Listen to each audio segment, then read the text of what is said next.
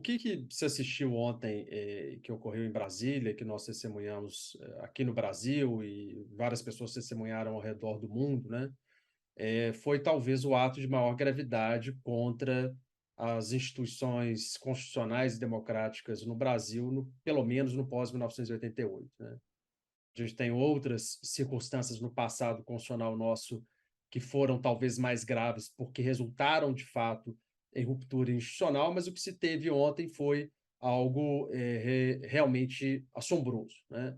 Porque nós já tínhamos um período eleitoral superado, nós já tínhamos um resultado eleitoral chancelado pelas instituições, especificamente pelo Tribunal Superior Eleitoral e também reconhecido pelo Congresso Nacional, por demais autoridades no Brasil como um todo, e isso tudo foi ignorado por uma turba de criminosos que se dirigiu a Brasília, muito bem organizados, porque devidamente financiados para tanto. E o que a gente pode perceber é que o bolsonarismo, nesse ponto, ele foi extremamente bem organizado, estruturado, e avisou, na verdade, o que iria fazer, né? Ele já tinha organização específica, com objetivos específicos, né, que ficavam em torno, às vezes, de alguma coisa um pouco obscura sobre aguardar a ação do presidente da República, ex-presidente Jair Bolsonaro, ou aguardar algum tipo de sinal para que alguma providência fosse tomada, mas isso tudo foi repetido, foi dito, foi enunciado, foi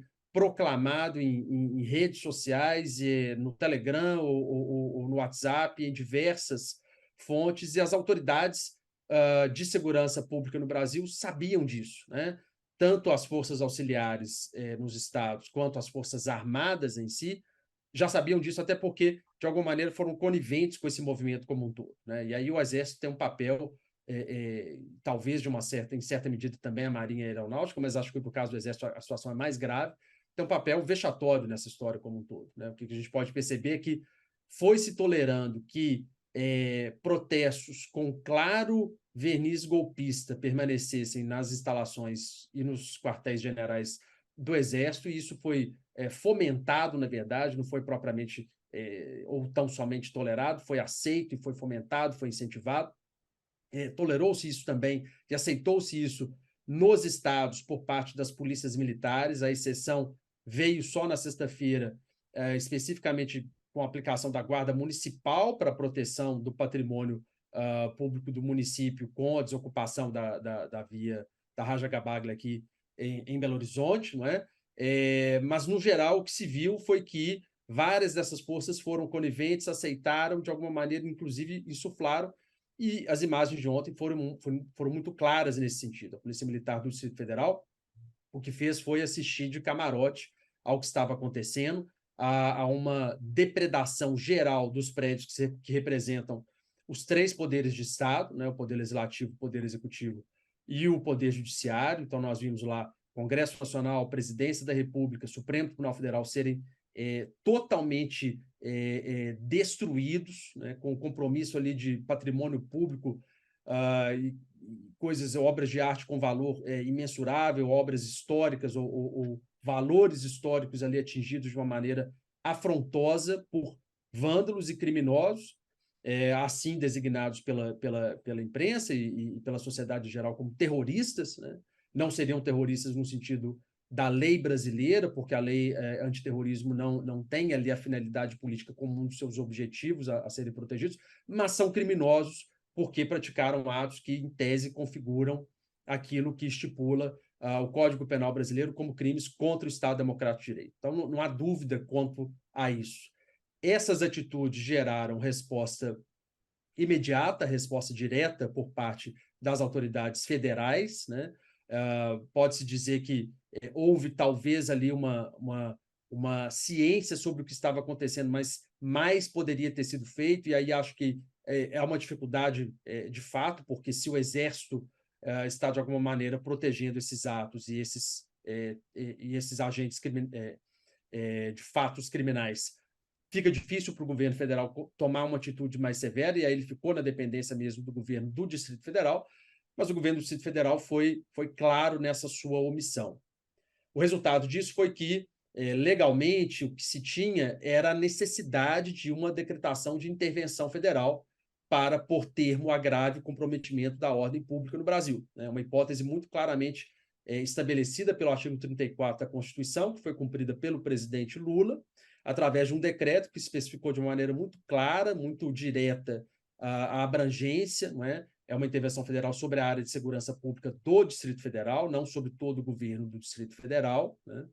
Visando, de alguma maneira, preservar a autonomia desse ente da federação, mas tocando naquilo que é central para a proteção dos prédios dessas instituições. Daí o decreto de intervenção, né? Para a gente poder entender, né? A gente sabe que numa federação, os entes da federação são todos dotados de autonomia. Quem são esses entes na Federação Brasileira? A União, os estados, os municípios e o Distrito Federal. Mas pode a União intervir nos estados e no Distrito Federal em situações que sejam situações que possam colocar em risco o próprio Pacto Federativo ou a própria manutenção do Estado, no caso brasileiro, da própria soberania do Estado brasileiro. E foi isso que a gente pôde perceber, né? A possibilidade de uma intervenção para poder proteger a existência da Federação Brasileira, porque estava ela em risco justamente com com essa depredação geral dos prédios do Congresso Nacional, da Presidência e do Supremo Tribunal Federal. Em seguida, provocado o Supremo Tribunal Federal, através de decisão do ministro Alexandre de Moraes, né, viu que, na verdade, aquilo seria insuficiente, que o decreto ele toca em certos pontos importantes, mas que havia um perigo ainda mais importante de ser considerado, e aí ele concedeu, através de uma medida cautelar no processo penal, algo plausível, legalmente resguardado, o afastamento do governador do Distrito Federal, Ibanez Rocha, pelo período de 90 dias. Então, somadas essas duas medidas jurídicas, né, o afastamento do governador mais o decreto de intervenção federal, a gente vai ter como resultado o que está acontecendo já na manhã de hoje, né? Para além das prisões, aí, em torno de 300 prisões que aconteceram hoje, pelo menos 1.200 pessoas sendo conduzidas pela Polícia Federal para que fossem, então, lá ouvidas, não é? E para que se pudesse apurar o seu envolvimento, essas pessoas que estavam no quartel-general do Exército, né? É preciso lembrar disso, a Polícia Militar do Distrito Federal tentou desmobilizar esses acampamentos ontem, mas o próprio Exército colocou seus membros para poder proteger esse acampamento, né? E sem informação nenhuma agora que justifique essa medida totalmente discutível, né? Mas hoje o que a gente vê é um desdobramento daquilo que sucedeu ontem em termos de resposta rápida a esse ataque ignóbil à Constituição de 88.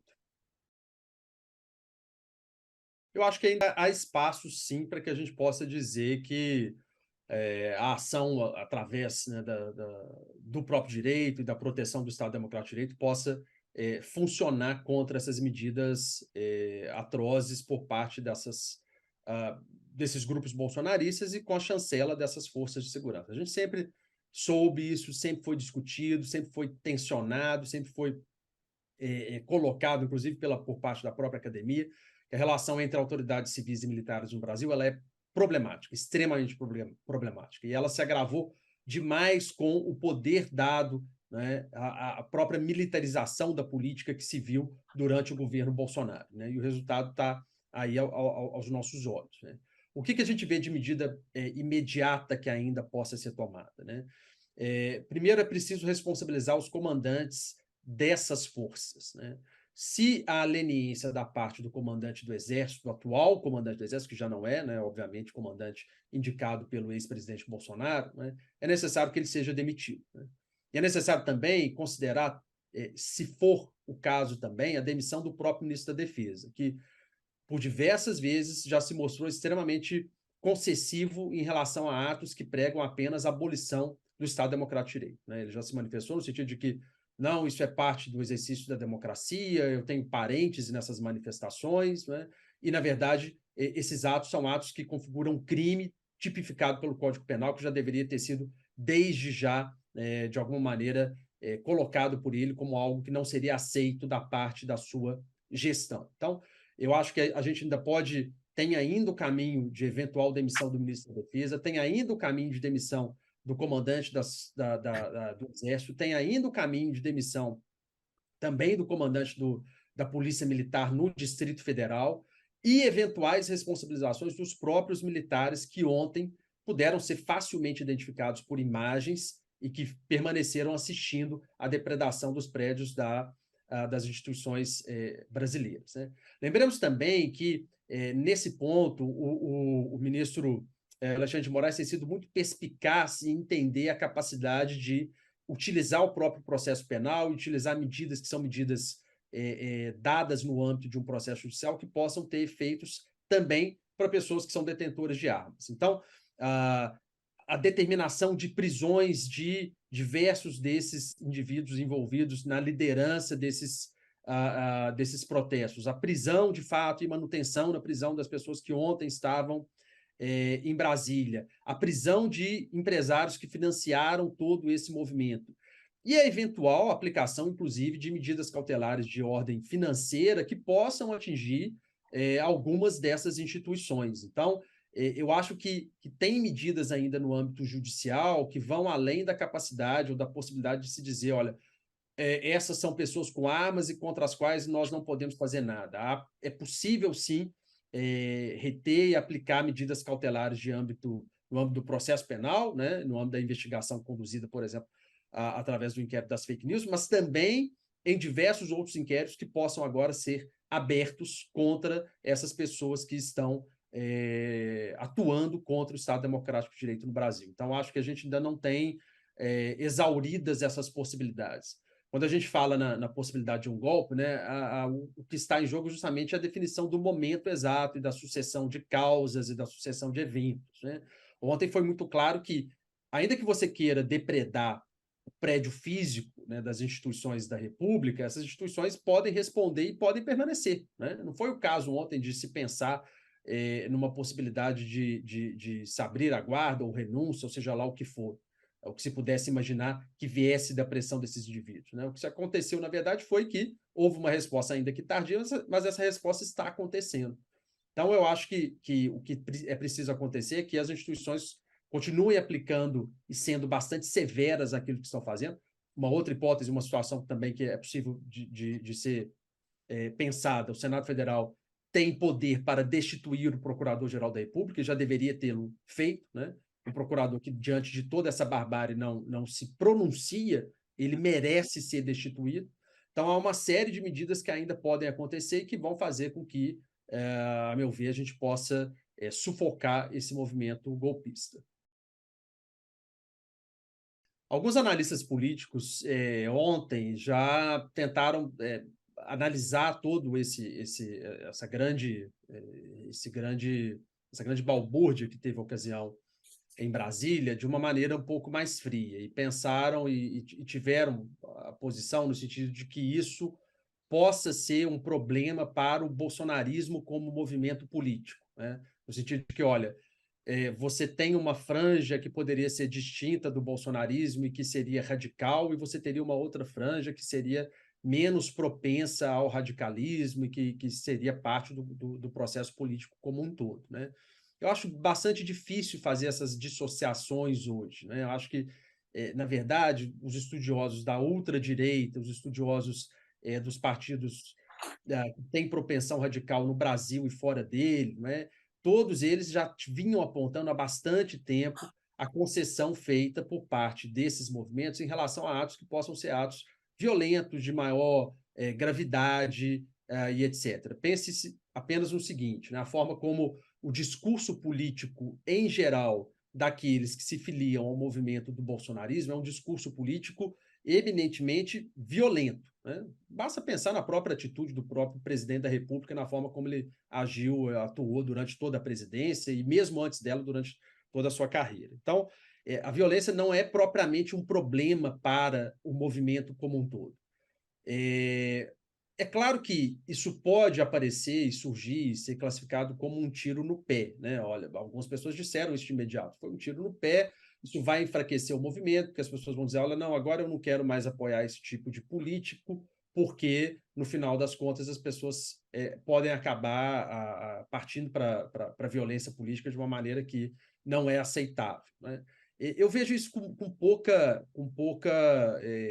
talvez com menos otimismo, né? Eu acho que a gente erra um pouco ao achar que esses movimentos vão se enfraquecer por isso. Na verdade, eu acho que eles se radicalizam ainda mais. Eu acho que vai haver, na verdade, uma propensão ainda maior dessas pessoas se colocarem como mártires que estavam com a bandeira brasileira, lutando contra a corrupção, seja ela de uma forma violenta, né, mesmo de uma forma violenta, com quebra-quebra geral dos prédios das instituições brasileiras, né, seja de uma forma menos ou mais violenta. Mas todos eles foram concessivos em relação à possibilidade de que, eventualmente, um golpe pudesse ser dado, que o resultado eleitoral não pudesse ser reconhecido, que as instituições não podem ser, que as decisões do Poder Judiciário não podem e não devem ser desobedecidas. Então, o caldo geral é de um movimento que, sim, é condescendente com a violência. Eu acho que isso, na verdade, pode fazer com que as pessoas, que nós tenhamos ainda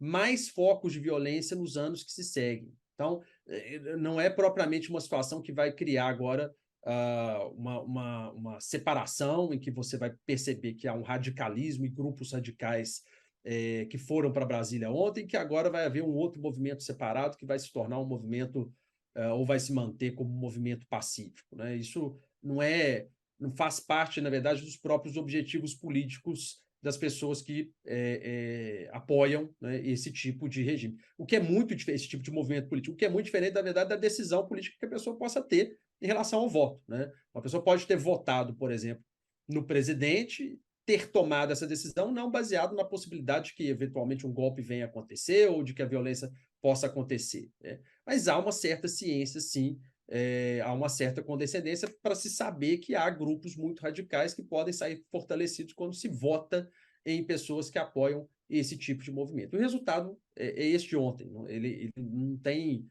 contra o que questionar, o que discutir ou o que colocar em relação ao que se viu ontem. Então, acho que assim, são duas possibilidades que se descortinam aí no futuro. Um fortalecimento maior ainda e um enrijecimento do bolsonarismo como um todo através dessa feição radical e, de outro lado, pode haver talvez uma diminuição do número de eleitores um pouco assustados com a situação, mas eu não sei se isso se consolida de uma forma tão imediata quanto alguns analistas estão sugerindo. Constitucionalmente, há outras medidas que poderiam ser tomadas pelo presidente Lula, inclusive medidas até mais drásticas. Mas eu acho que aí, nesse ponto, é que está havendo uma certa ponderação para se evitar que se tome uma medida extremamente drástica e que, inclusive, possa fazer com que o poder de decisão sobre como conter esses movimentos fique apenas nas mãos das Forças Armadas. Então, o que a gente tem de possibilidade, segundo a própria Constituição? O presidente poderia decretar, por exemplo, estabelecer uma situação de garantia de lei, da lei e da ordem, como é estabelecido pela própria Constituição e pela lei que regulamenta, a lei complementar que regulamenta esse dispositivo constitucional. Mas isso seria, na verdade, pedir para que os lobos cuidassem do próprio galinheiro, né? Na verdade, essa situação inverteria a possibilidade de que você tivesse decisões mais diretas tomadas pela própria presidência e colocaria isso sob uma certa tutela do Exército que tem parecido apoiar mais claramente esses movimentos aqui no Brasil. Então, a situação não é uma situação simples de ser resolvida. Uma outra decisão que poderia passar pela presidência seria de se eventualmente decretar estado de defesa e, sucessivamente, estado de sítio. Mas essas são medidas bastante radicais e que não são, talvez, cirúrgicas o suficiente para resolver o problema e que talvez criassem, até jogassem mais a água quente na fervura. Acho que a situação é, de fato, de atuar de uma maneira mais pontual. Na perspectiva pragmática, o que a gente pode perceber é que é possível também que o presidente decrete nova intervenção federal, estendendo o prazo que foi estabelecido. O prazo agora é até dia 31 de janeiro, mas ele pode estender caso isso não seja solucionado devidamente, caso a gente não tenha uma Secretaria de Segurança Pública no Distrito Federal que atenda de imediato às necessidades de conter todos esses movimentos violentos, né? E, por outro lado, o afastamento, basta pensar também, é necessário pensar também que o afastamento do governador do Distrito Federal por 90 dias vai ultrapassar esse prazo do decreto. Se o presidente perceber que a vice-governadora do Distrito Federal tem sido também omissa, ele pode estabelecer uma intervenção ainda mais abrangente, afastando a própria governadora do Distrito Federal e atuando ele diretamente por meio do Ministério da Justiça sobre essas questões de segurança dentro do Distrito Federal. Isso pensando apenas em relação a situações em que não há resposta imediata dos governadores às demandas de segurança nesses contextos.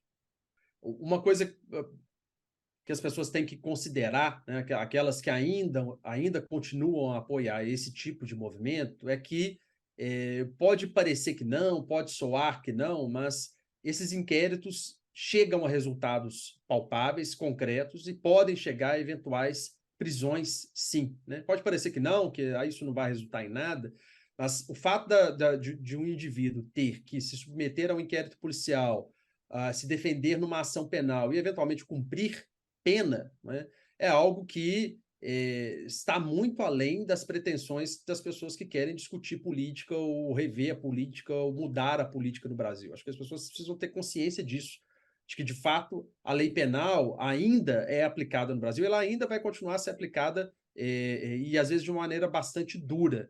Então, é preciso ter consciência que o campo político ele pode ser objeto de disputa, de discussão, e ele tem que ser objeto de dissenso, sim, mas esse dissenso não pode ser um dissenso que visa acabar com esse próprio campo político. Então, essa é uma questão que as pessoas deveriam considerar se ainda apoiam ou continuam a apoiar esses movimentos violentos.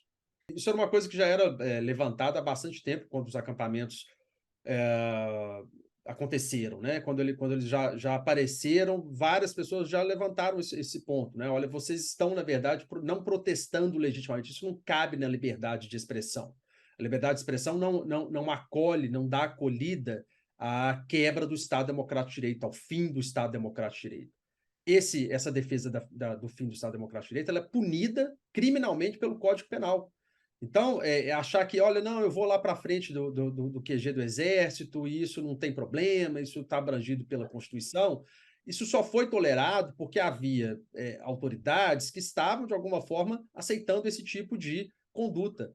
As autoridades que estão no governo agora não vão aceitar, né? E isso, no mínimo, vai gerar uma série de problemas para esses indivíduos em termos de responder um inquérito policial, em termos de responder a eventual a condenação criminal, que é cabível nesses casos, sim. As pessoas precisam entender que o Estado Democrático de Direito, ele de fato existe no Brasil e ele vai ser defendido não só pelas instituições que têm responsabilidade para fazê-lo, mas também por uma ampla maioria da sociedade brasileira. Hoje mesmo nós já estamos testemunhando movimentos da sociedade que vão protestar na defesa do Estado Democrático de Direito, na defesa da democracia. E é preciso que as pessoas entendam isso de uma vez por todas. Não há condições aqui para um golpe de Estado, não há apoio internacional para um golpe de Estado, e ficar na defesa, inclusive violenta disso, só pode resultar na aplicação da lei penal.